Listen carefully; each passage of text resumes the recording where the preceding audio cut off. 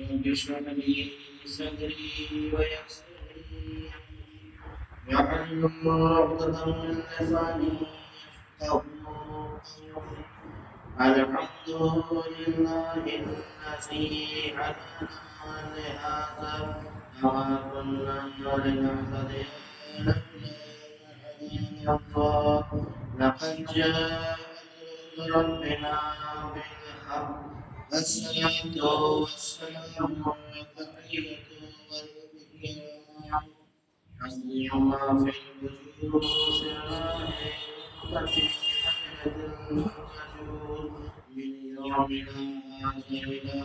يوم الدين أما بعد فقد قال الله الحكيم في كتابه الكريم والقرآن الحكيم بسم الله الرحمن الرحيم إن أول بيت وضع للناس الذي ببكة مباركا للعالمين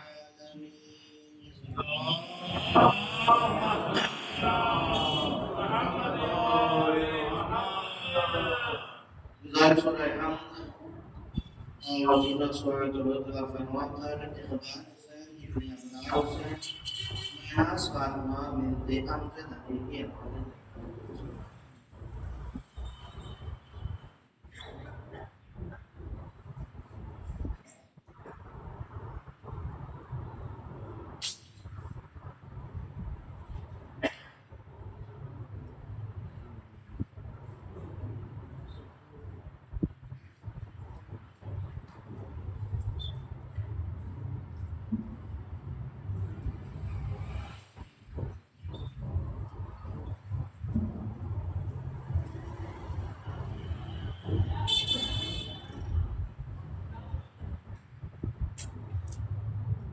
Sebab penting.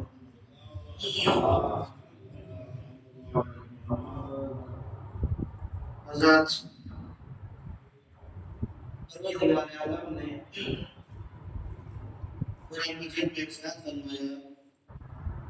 इन्ना अव्वला बैत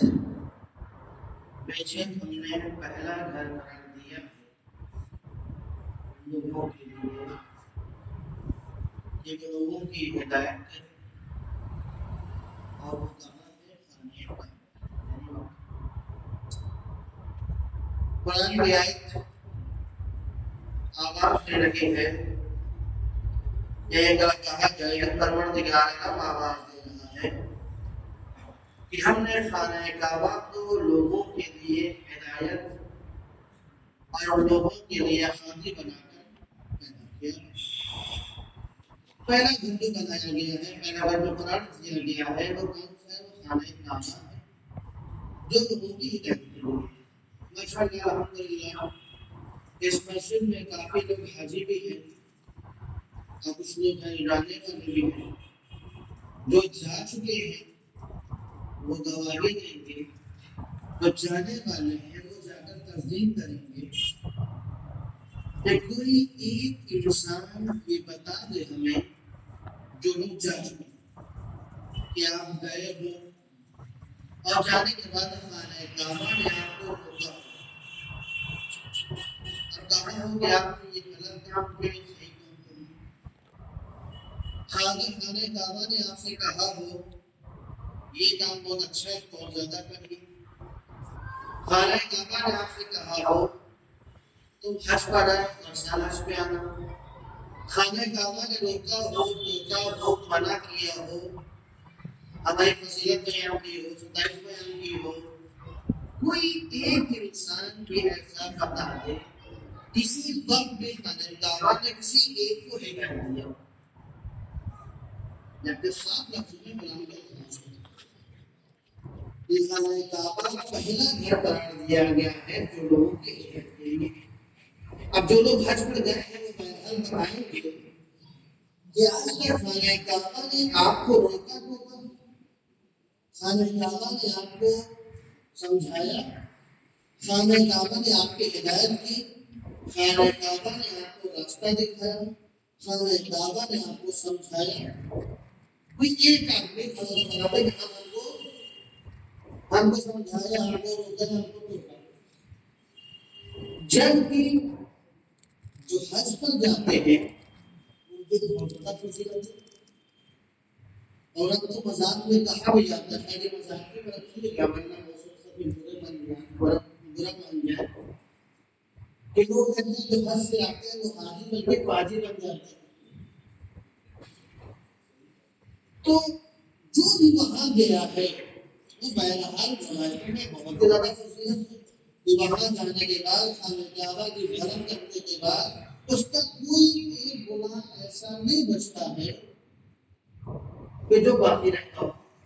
سارے گناہ کو دل کرتے ہیں، سارے گناہ اس کے معاف ہو جاتے ہیں۔ وہ گناہ ایسا واپس آتا پڑتا آتا ہے کہ گویا وہ حدیث کے مدد سے پیدا ہوا ہے۔ تو جو جانے والے ہیں ان کو کبھی کسی نے خانہ کعبہ کبھی روکا یا کہ تم پاک صاف ہو گئے ہو اب جا کے وہ کام کرنے کا ابھی تک کرتے تھے، ابھی تک فلاں کام کرتے تھے وہ کام نہیں کرنا، یا ہم شاید مثال سامنے چھوٹی دوسری کوئی گناہ کی بات کریں، ابھی تک ہم داڑھی موڑتے تھے اب واپس جا کر داڑھی نہ موڑنا۔ کبھی کسی نے خانہ کعبہ کسی کو کہا ہم کو نہیں ملا، آج تک کوئی انسان یہ کہتے ہیں کہ ہم کو خانہ کعبہ لوگوں کو سمجھایا ہوگا، ہم کو خانہ کعبہ راستہ دکھایا، ہم کو خانہ کعبہ راستہ دکھایا، ہدایت کیا، ہم کو بتایا، ہم کو سمجھایا، جبکہ قرآن کا دعویٰ اگر لوگوں سے پوچھا جائے لوگوں کو صاف کہنا ہے کہ نہیں آج تک خانہ کعبہ نے ہم کو نہ روکا ہے، نہ ٹوکا ہے، نہ سمجھایا ہے، نہ بجھایا ہے، کچھ بھی نہیں کیا، تو یہ بات مان لیا یا وہ بات مان لیا؟ ایک ہی بات ہم مان سکتے، دونوں باتیں کیوں مان لیا؟ یا لوگ جو واپس آ رہے ہیں وہ صحیح بول رہے ہیں یا معذاللہ قرآن غلط فہمی سے کام دے رہا ہے؟ لیکن نہ ہم کو چھوٹا دے سکتے ہیں، نہ قرآن کے الفاظ غلط کر سکتے ہیں، وہ بھی حق ہے، یہ بھی حق ہے، دونوں حق ہے۔ تو پھر کیسے ممکن ہے کہ قرآن آواز ہدایت پہلا ہے، ایک دوسرے وضع کیا گیا، بنایا گیا ہے لوگوں کی ہدایت کے لیے، اور جب لوگ جاتے ہیں تو ہمیں کوئی ایک انسان ایسا نہیں ملا جو کہتا ہوا نظر آ جائے کہ ہم نے خانہ کعبہ نے راستہ دکھایا، ہمیں خانہ کعبہ نے سیدھا راستہ بتایا، ہمیں خانہ کعبہ نے روکا ہے، ہمیں خانہ کعبہ نے سمجھایا ہے، ہمیں خانہ کعبہ نے یہ کیا ہے، ہمیں خانہ کعبہ نے وہ کیا ہے، کوئی ایک انسان نہیں ملا۔ اس کو کیسے ظاہر کیا، کیسے بات واضح کی؟ اب ہم نے غور کرنا شروع کیا، ابھی مثال کے بعد مثال کے طور پہ مجلس کے بعد مجھے نہیں پتا کہ ہے کہ نہیں مثال ابھی اگر یہاں پر چائے موجود ہو مجلس کے بعد اور ایک صاحب نے پھر کہوں کتنی کب چائے دیا ہم نے جانے کو اس میں بس 2-3 کپ ہونا چاہیے، میں نے کتنے بھوکے کیا 2-3 کپ چائے پی گئے، 2-3 کپ چائے پی ہم نے کہا نہیں اصل میں صبح سے چائے نہیں پیا تھا نشہ تھا، لیکن دلچی ہے مومن کی محبت کی دیتے ہیں ہم پیتے ہیں، ٹھیک ہے چائے سے ہم آتے ہیں لیکن آپ 3 کپ کا گلاس کو گلاس کون پی رہا ہے، گلاس میں چائے پی کے پھینک دیتے ہیں، ہم نے چائے پیا گلاس نہیں پیا، ہم نے سوال کیا کیا کتنے کپ آپ نے پیا، آپ نے کہا 3 کپ، ہم نے کہا دراصل آپ سمجھے نہیں، آپ کے اندر سوال تھا کہ چائے کتنے کپ پی ہے، ہمارے اندر نہیں منظور تھا، لیکن آپ نے سوال سے کیا کیا حضور کتنے کپ پیے، ہم نے 3 کپ پی لیا، تو 3 کپ کا مطلب یہ تھوڑی بات ہم کپ کریں گلاس کالا والا وہ پی گئے نہیں، اس کے اندر جو چائے تھی وہ ہم نے پیا،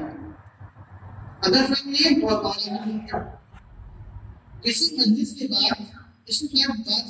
تھوڑا سا بدلنا ہے، مجلس کے بعد بھی کیا نہیں اور اس طرح بات ہے کہ حضور کتنی پلیٹ کھایا، ہم نے کہا دادا نہیں 2-3 پلیٹ کھا گئے، 2-3 پلیٹ کھا گئے، ہم نے کہا آپ 2-3 صبح سے کچھ کھایا نہیں 2-3 پلیٹ کھا گئے، کہنے لگے 2-3 پلیٹ کھا گئے، ہم نے کہا دراصل آپ کہنا کیا ہے، ہم کہنا یہ چاہ رہے ہیں کہ ہم نے سوال میں کتنی پلیٹ کھائی؟ آپ نے کیا 2-3 پلیٹ کھا؟ یعنی آپ اتنے بھوکے تھے کہ 2-3 اسٹیل کی پلیٹ کھا گئے؟ ہم نے کہا نہیں بھائی، اسٹیل کی پلیٹ کون کھاتا ہے؟ اس کے اندر جو بریانی تھی وہ ہم نے کھایا، نہ کہ 2-3 پلیٹ کھا گئے۔ یعنی آپ نے ابھی تو کہا 2-3 پلیٹ کھا گئے، ہے نا؟ کہ وہ دراصل ظرف بولا جاتا ہے، مضروب مراد لیا جاتا ہے، بولا جاتا ہے ظرف، مضروب مراد لیا جاتا ہے۔ قرآن آواز دے رہا ہے ہم نے پہلا گھر بنایا خانہ کعبہ کو لوگوں کی ہدایت کے لیے۔ اس کا مطلب یہ ہے کہ پروردگار ظرف مراد لے رہا ہے، ظرف بول رہا ہے، اس کی مراد کون ہے؟ مظروف ہے۔ مظروف کون ہے؟ کہا کہ تیرا جب یہاں پیدا ہوگا وہاں پر مراد یہ آ رہا ہے۔ السلام علیکم ورحمۃ اللہ۔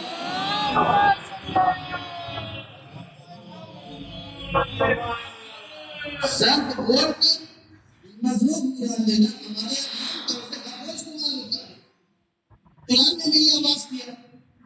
اول بیت وضع للناس، ہم نے لوگوں کے لیے پہلا گھر جو بنایا، انتخاب کیا، وضع کیا وہ خانہ کعبہ ہے۔ اب خانہ کعبہ کوئی روکنا نہ پڑے، یہ خانہ کعبہ نے کسی کو روکا ہو، اس کا مطلب یہ ہے کوئی نہ کوئی مظروف ضرور ہے جو وہاں پر منظور ہوتی ہے۔ اب ہم نے دیکھنا شروع کیا تو کیا دیکھا؟ خانہ کعبہ تو بن چکا ہے لیکن ابھی بھی ظرف موجود ہے، مظروف نہیں آیا ہے۔ جیسے ہی یہ نظر آتی ہے اور آنے کے بعد کوئی یہاں پیدا ہوتا ہے، جیسے ہی پیدا ہوتا ہے ویسے ہی خانہ کعبہ کو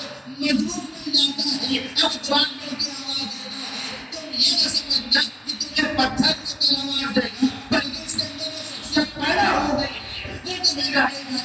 دکھائے گی اور تمہیں سیدھا راستہ دکھاتی نظر آئے گی۔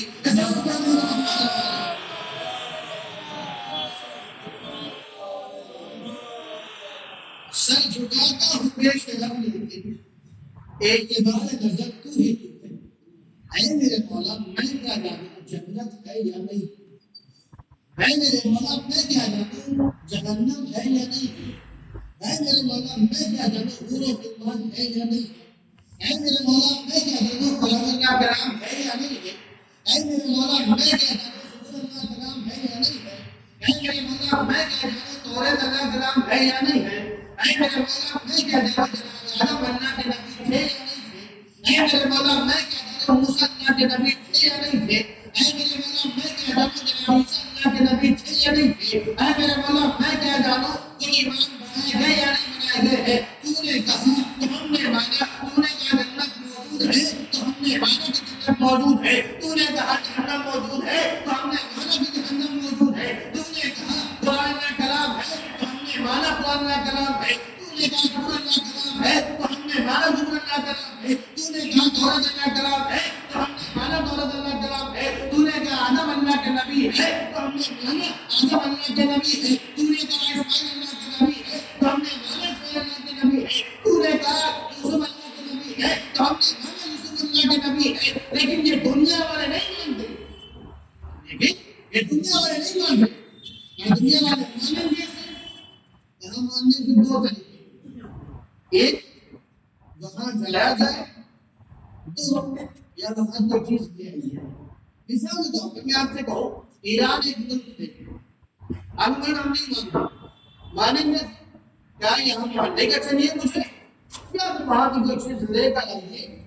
تو ہم یہ کرنے کے یہاں کوئی موجود ہے۔ تو یہ دنیا والے نہیں مانتے، میرا مولا کہتا گیا میں مانتا گیا، لیکن یہ دنیا والے نہیں مانتے۔ کیا دنیا والے مانیں کیسے؟ یہاں ماننے سے 2 طریقے ہیں، یا وہاں جایا جائے یا وہاں کچھ لے کے آئی جائے۔ اب میرا مولا آواز دیتا ہے اے نادان تم پریشان نہ ہو، میں جنت سے خانیہ اور لباس کو منگا کے بتاؤں گا، جنت موجود ہے، جنت کی سیر کرا کے بتاؤں گا جنت موجود ہے۔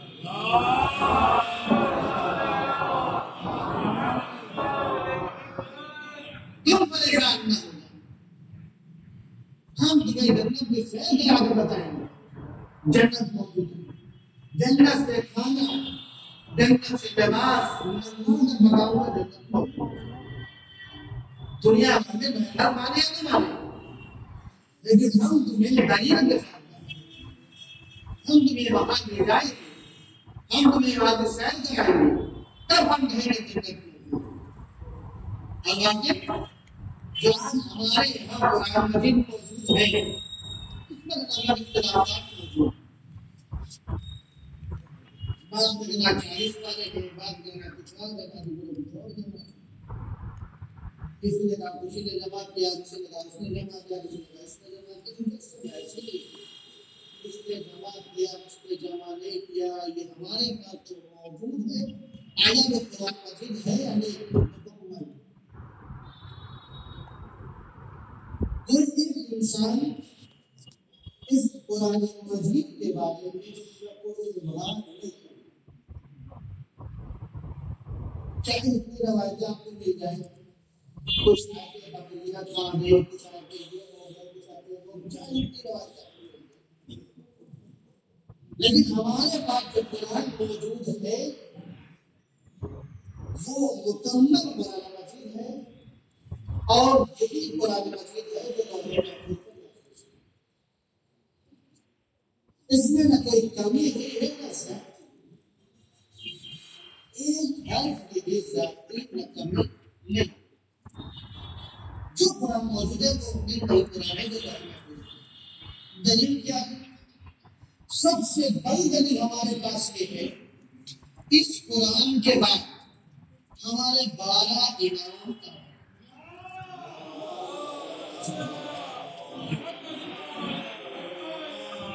کسی ایک امام نے بھی یہ نہیں کہا کہ یہ ہمارے لیے محفوظ ہے، کسی ایک امام نے۔ اس کا مطلب امام خاموش ہے،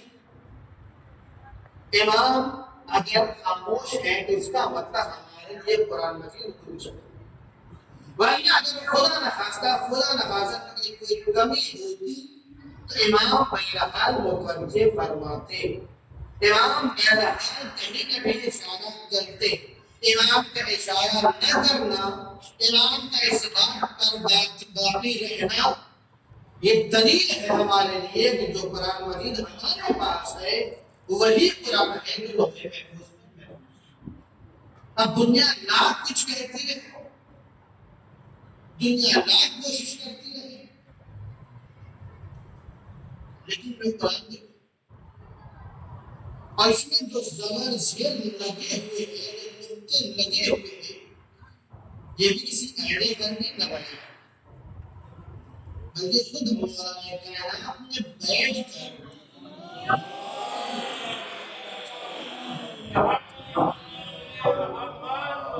کر بولتے گئے کاتل زبر زیر نقطہ لگاتا ہے۔ کیونکہ پہلے تو قرآن نازل ہوتا ہے، زبر زیر نہیں،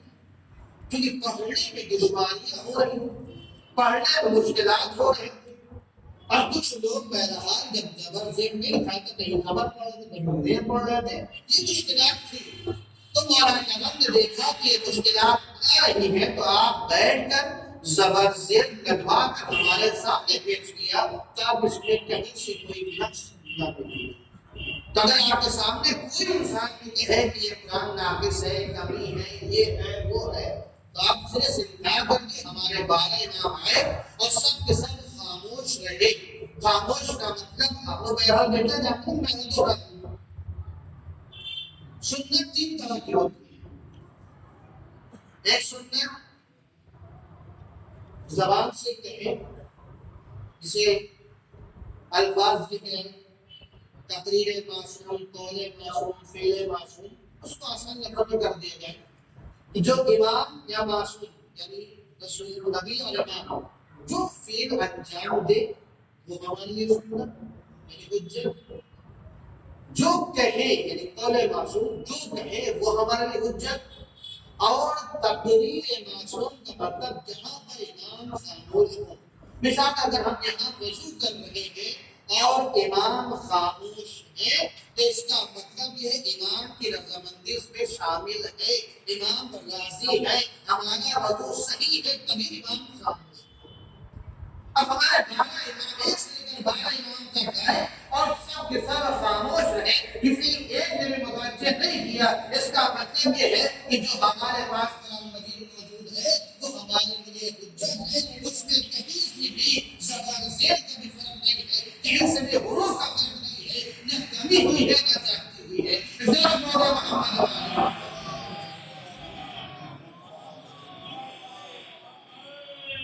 اور ایک چیز اور بتا دوں کیا رہا، جسٹ ابھی پتا چلا کہ ہم کو پڑھنا ہے، صرف ایک میسج آیا تھا کہ مسجد جانا ہے،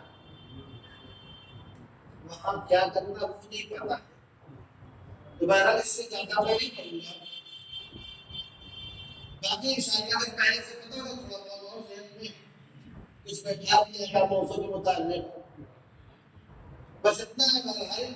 کافی ہے کہ ہمارے لیے قرآن حجت ہے،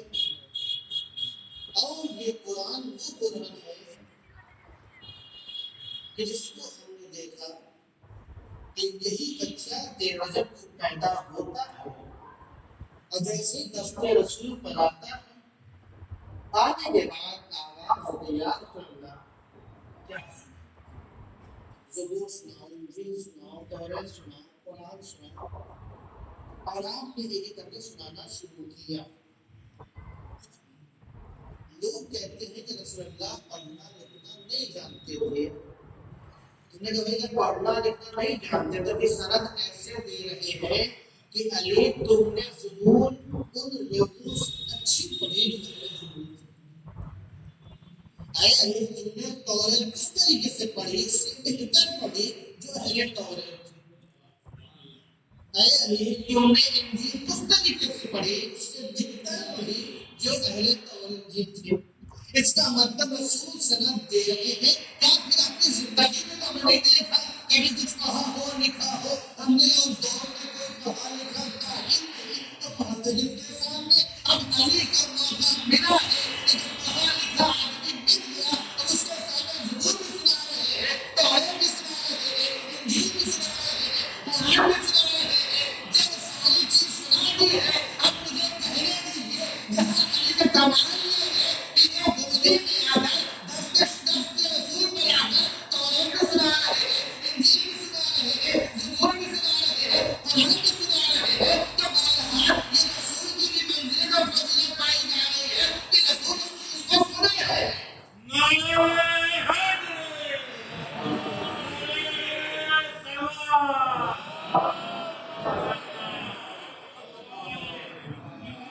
مثال کے بعد ہم یہاں پر فارسی میں کچھ بولنے لگے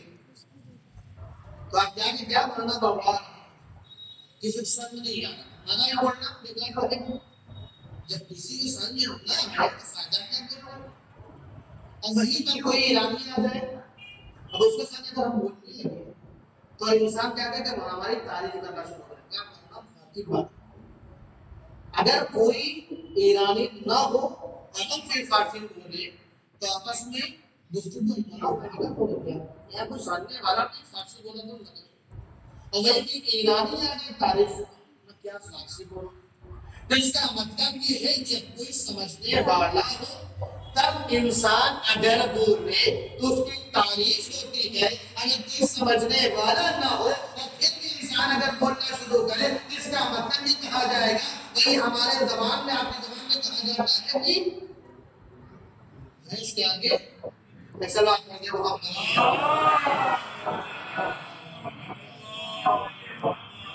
رسول نے اپنی زندگی میں کبھی بھی پڑھا لکھا نہیں، صرف اس کی ایک ہی بات ہے، ایک ہی وجہ ہے کہ کوئی پڑھا لکھا موجود نہیں تھا، اس لیے رسول نے کبھی پڑھا لکھا نہیں. لیکن جیسے ہی ابھی دست رسول بناتے ہیں ان کو موقع ملتا ہے تو کبھی زبور پڑھتے ہیں، کبھی انجیل پڑھتے ہیں، کبھی تورات پڑھتے ہیں، کبھی قرآن پڑھتے ہیں. ابھی جب رسول کو پڑھنا لکھنا نہیں آتا تھا تو فائدہ کیا ہے پڑھنے کا؟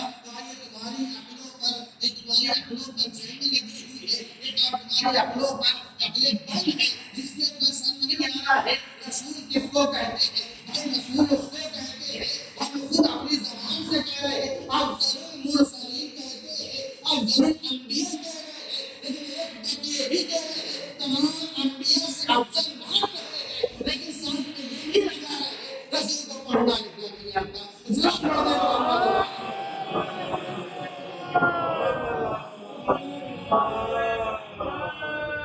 یہ کون سی عقل کی بات ہے؟ یہ لفظ ہے یا نہیں ہے؟ اگر کوئی انگوٹھا صاف اور بنتا ہو تو افضل نہیں بن سکتا. بھائی جناب یہ سارے فرض ہمارے نام گفتگو کر رہے ہیں. جنری عبداللہ کی کتاب وجہ النبی قرآن کا الفاظ جناب عیسیٰ علیہ السلام کے بارے میں گفتگو کر رہے ہیں. اگر رسول پڑھنا لکھنا نہیں جانتے تو افضل الانبیاء تو ہو نہیں سکتے. افضل الانبیاء کا مطلب ہے تمام جتنی صفتیں نبیوں میں ہے وہ ساری صفتوں سے بڑھ کر ان میں صفت پائی جائے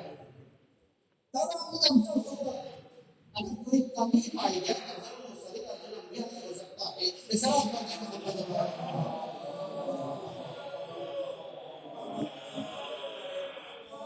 اور یہی قرآن ہم نے دیکھا جہاں ایک طرف موالات دستر رسول کو پڑھا وہیں پر ہم نے دیکھا کہ امام حسین علیہ السلام اسی قرآن کو امام حسین علیہ السلام نے قرآن کی تلاوت کر کے سمجھایا کہ تو ہمارے لیے اور قرآن میں جدائی نہیں ہے. ہمارے سرکم میں جدائی تو ہو سکتی ہے لیکن قرآن سے جانے کے رکھتا ہے. اگر تم نے ساتھ چلنا ہے تو ہم کو بھی لے کے چلو گے قرآن کو لے کے چلو گے تب تم حوض کوثر پہنچو گے. لیکن تنہا کسی ایک کو لے کے چلو گے تو یقیناً تم گمراہ ہو جاؤ گے. عزیزان گرامی یہ وہ راستہ ہے جس راستے کو شام کے بازار کو سجایا گیا ہے. سجایا جانے کے بعد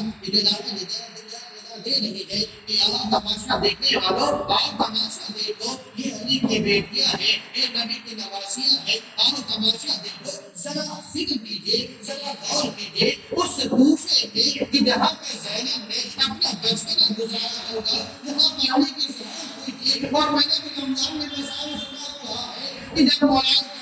دروازے پہ اور دروازے پر آتے ہیں تو آواز دیتے ہیں بیٹا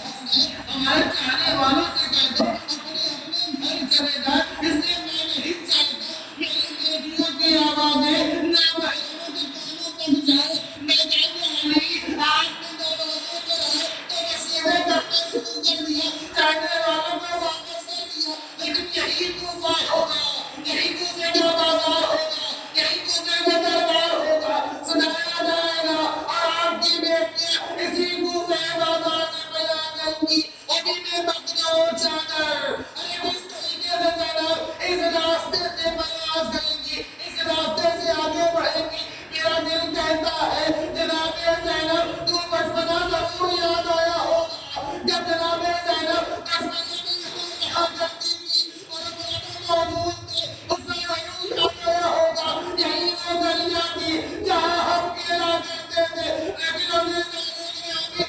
یہی وہ بازار ہے جہاں ہم کو سجایا جا رہا ہے بازار کو سجایا جا رہا ہے اور منادی ندا دے رہی آؤ تماشا دیکھنے والوں تماشا دیکھو یہ علی کی بیٹیاں ہے یہ رسول کی نوازیاں ہے. جناب رب کو کال لگا عزیزان گرامی اب جیسی دربار میں پہنچتی ہے یقین کرتا ہوا آواز دیتا ہے میں نے سنا ہے کہ تیرا بابا تجھے بہت چاہتا تھا. میں دیکھنا چاہتا ہوں تیرا بابا تجھے کتنا چاہتا تھا. جناب سکینہ اپنے جلے ہوئے کرتے دامن کو اٹھایا آواز دیا اے بابا جان یہ عزیز ہماری محبت کا امتحان لے رہا ہے. یہ سننا تھا سر کو تخت میں رکھا ہوا تھا بلند ہوا اور جناب سکینہ کے گرتے میں آ گیا. جناب سکینہ نے اس کو ہاتھوں میں لیا رخسار لگائے آواز دیا اے بابا آپ کے بعد ہمارے گول والے دین دیے گئے. اے بابا آپ کے بعد برقع لگایا گیا. اے بابا آپ کے بعد ہمارے تماچے مارے گئے. اے بابا آپ کے بعد ہمیں تجربہ وسيعلم الله الذين كفروا منهم إنا لله وإنا إليه راجعون.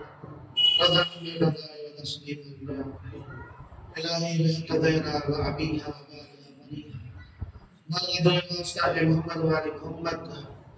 أعرف صغيرا وكبيرا مرضى وأصحاب محمد وآل محمد وأسمك سلما Allah tujuh wasta Muhammad wa ali Muhammad ka hum rasul ke rupanya lahir dan jahil. Allah tujuh wasta Muhammad wa ali Muhammad ka ulama mukmin dan mursal. Ini akhirat far. Tujuh masuk jahil. Allah tujuh wasta Muhammad wa ali Muhammad ka jahan di bizalimi uनको इसको नाबूद Allah tujuh wasta Muhammad wa ali Muhammad ka जहाँ कहीं भी मजलूमी है उनके मुसलमान फरमा बाला तुझे वास्ता है मोहम्मद वाले मोहम्मद का हम सबकी दिल हाजत कबूल फरमा बाला तुझे वास्ता है मोहम्मद वाले मोहम्मद का हमारे इमाम ज़मान के रूह में ताजील फरमा हम सब उनके माज़ार शुमार फरमा रब्बना तक़ब्बल मिन्ना इन्नका अंतस समीउल अलीम व तुब अलैना इन्नका अंतत गुज़ारिश Quran Lima suai tokai telah firman dari Baru Sen dan Baru Sen Manas Fatma binti Abdul Qadir